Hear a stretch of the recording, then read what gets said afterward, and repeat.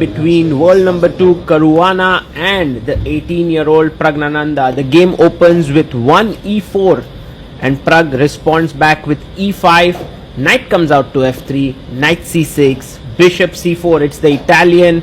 Prag responds quickly with bishop c5, c3. The knight comes out and now pawn up to d3. It's 25 minutes plus 10 seconds increment. h6 played by Prag, stopping bishop g5 ideas that Caruana had played in the classical game. d6 now. Of course, both players excellently prepared here. Rook comes to e1 and now Prag simply castles it out.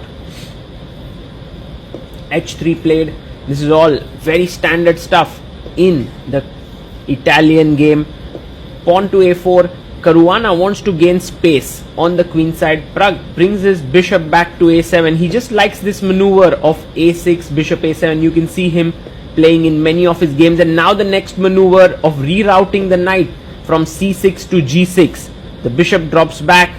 Prag gets his knight to g6. And now Fabi also makes the same maneuver of his knight going to g3.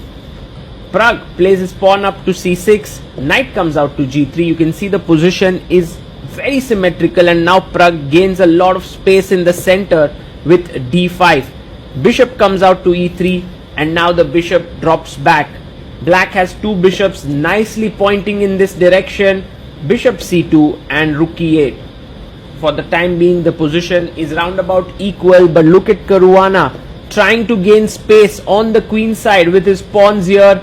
Prag goes bishop e6, and now the bishop comes back to d2. Not particularly a great idea, but queen c8 was played by Prag.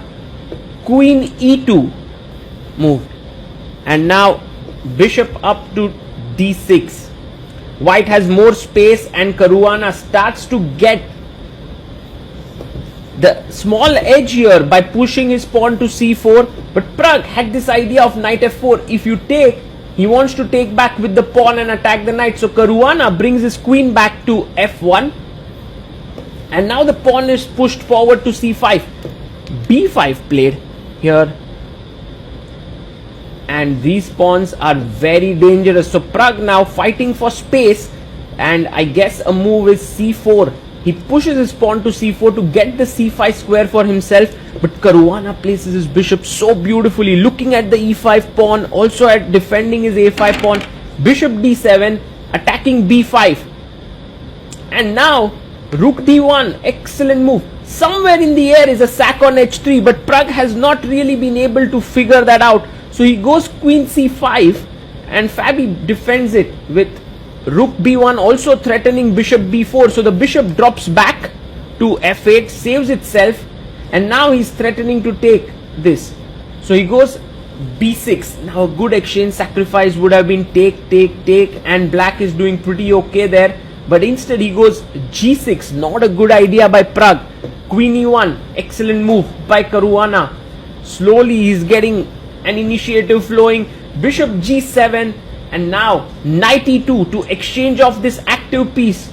But instead he goes queen d2, and Prag badly needs to create some play with h4, h5, but he goes here, and now bishop takes e5 is an excellent move because takes, and white is winning a pawn. But instead Caruana misses it. He goes queen d6, also a very strong move because white keeps a very big edge. But Prag had this little trick up his sleeve. If you take here, he wants to go knight e2 check.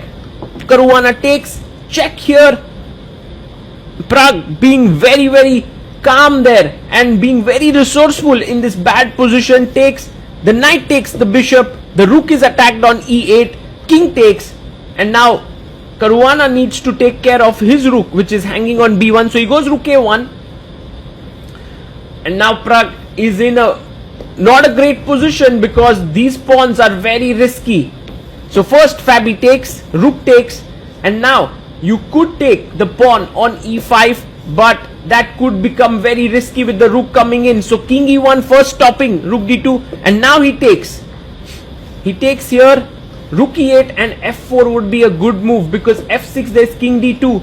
Instead he goes king d2 directly, and now Prag takes on e4, The position is now around equal, but it's still very dangerous. If the white king can at some point come in this way, he would be better. So Pragg has to be careful.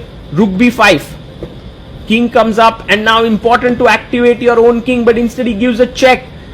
Well, Pragg is banking on his c pawn, but it's not the most important pawn. This pawn is important. King f6, decent move here. King c5, now very important to go king e7 to stop king d6, but he plays c3. White is completely winning now. Fabiano Caruana's king is entering the position, and essentially White has to just give up his rook for this pawn, and then he can get his king in, and that would be just game over for Pragg.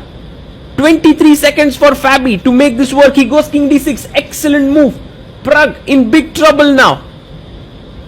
He goes c2. He's threatening rook b1, so you have to play rook c1. You have to address that. And now the point is, even if you go bishop d3 and rook b1, which Pragg does, bishop d3, his idea is rook b1, you're going to lose this, because yes, he takes the pawn, and these two pawns are super strong along with the king.